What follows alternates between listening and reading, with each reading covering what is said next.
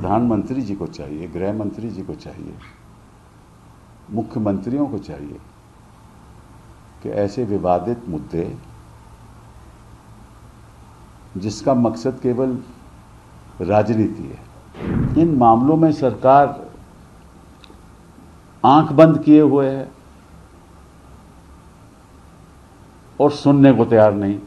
अगर आंख बंद रखोगे, कान बंद रखोगे और केवल भाषण ही देते जाओगे तो उससे तो विकसित भारत पर नहीं बनेगा ना।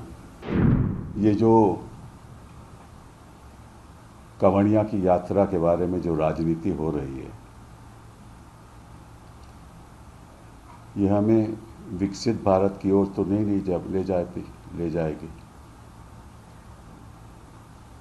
अगर हम चाहते हैं कि ये देश एक मॉडर्न देश बने, एक विकसित देश बने, तो प्रधानमंत्री जी को चाहिए, गृह मंत्री जी को चाहिए, मुख्यमंत्रियों को चाहिए कि ऐसे विवादित मुद्दे जिसका मकसद केवल राजनीति है, नहीं उठाएं। ये टकराव की राजनीति, विवाद की राजनीति, जिससे कोई आम आदमी का लेना देना नहीं है, और इससे होगा क्या कि विवाद बढ़ेगा, लोगों की जिंदगी में संकट आएगा, व्यापारियों को नुकसान होगा, भाषणबाजी होगी, और इसका नतीजा क्या होगा?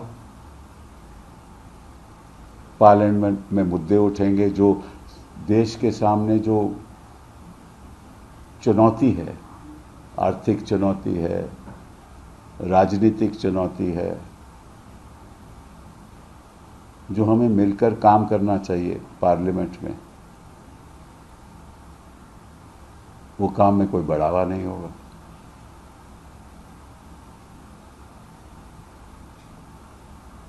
तो मुझे ये समझ नहीं आता कि हमारे जो देश में उच्च स्तर पे लोग जो बैठे हुए हैं, वो इस बारे में क्यों नहीं सोचते?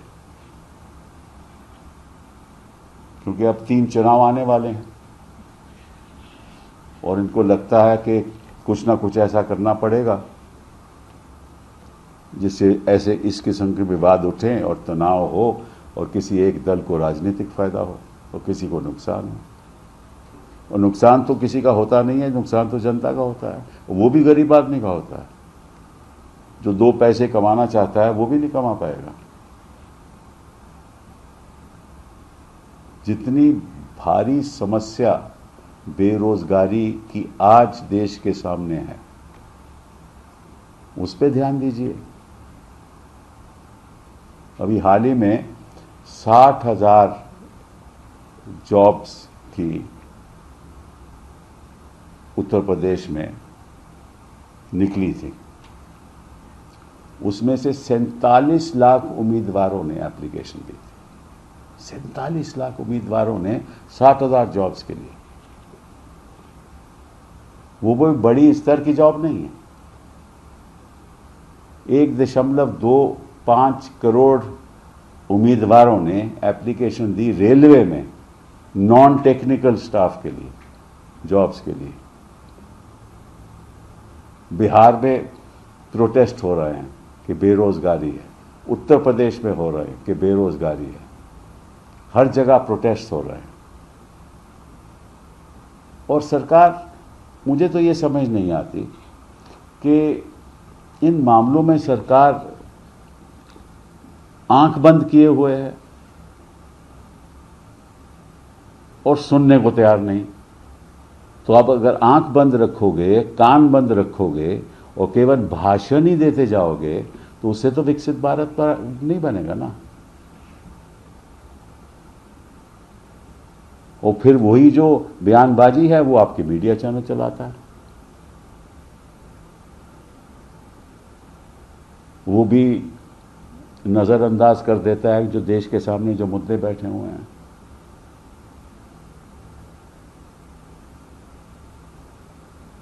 तो मैं चाहूंगा कि खास तौर पे मुख्यमंत्री उत्तराखंड के और उत्तर प्रदेश के कि जो उन्होंने जारी किया है ना डायरेक्टिव, इसको बंद करें। जो भी यात्रा हो रही है होने दें। पहले भी कई वर्षों से यात्रा चल रही है, तब तो कोई ऐसा विवाद हुआ नहीं। तो आज क्या दिक्कत है कि आप अपना नाम बताइए, और अगर ठेला लगा है तो वो भी अपना बताएगा नाम कि इसका ओनर कौन है। अरे सब जानते हैं, कोई भी यात्रा पर जाए सब जानते हैं कि किस जगह के मुझे खाना खाना है, किस जगह नहीं खाना। खाने की राजनीति, पहनने की राजनीति, शादी करने की राजनीति, और मतलब कि कौन सी भाषा बोलते हो वो उसकी राजनीति, लिव इन कपल्स की राजनीति, रजिस्ट्रेशन ऑफ मैरिज की, मतलब कि क्या है।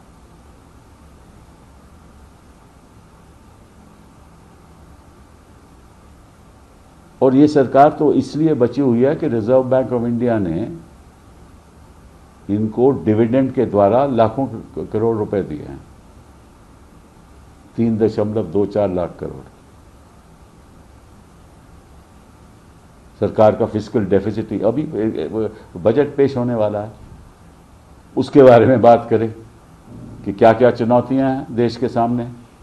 आर्थिक चुनौतियां, बेरोजगारी तो केवल एक ही है, लेकिन इस दुनिया में जहां आर्टिफिशियल इंटेलिजेंस का दौर बढ़ता जा रहा है, वहां आप अपने बच्चों को इंटेलिजेंट बनाओ, उनको अच्छी शिक्षा दो, तभी विकसित भारत होगा। सड़क बनाने से बच्चा एम्पावर नहीं होता। कभी होता है बच्चा एम्पावर सड़क बनाने से? सड़क पे तो गाड़ी चलेगी ना, यही होगा ना।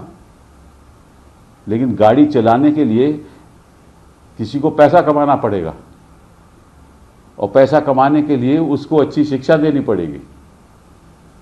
शिक्षा नहीं दोगे तो गाड़ी नहीं खरीदोगे, गाड़ी नहीं खरीदोगे तो गाड़ी चलेगी ही नहीं। तो आप जितने मर्जी अपने बनाते जाओ सड़कें।